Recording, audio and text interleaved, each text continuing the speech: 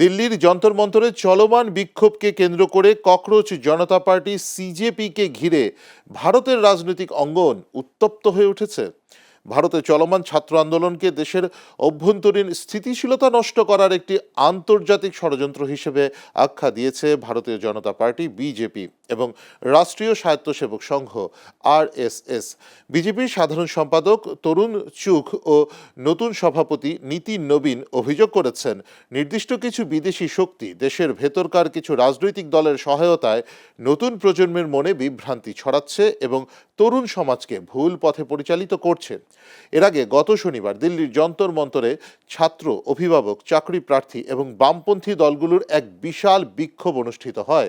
সেখান থেকে সিজিপির প্রতিষ্ঠাতা অভিজিৎ দীপকে, যিনি সম্প্রতি যুক্তরাষ্ট্র থেকে দেশে ফিরেছেন, কেন্দ্রীয় শিক্ষামন্ত্রী ধর্মেন্দ্র প্রধানের পদত্যাগ দাবি করেন। তবে বিজেপি এই দাবি স্পষ্ট নাকচ করে দিয়েছে এবং আন্দোলনকে নির্বাচনী রাজনীতিতে ব্যর্থ দলগুলোর অপচেষ্টা বলে মন্তব্য করেছে।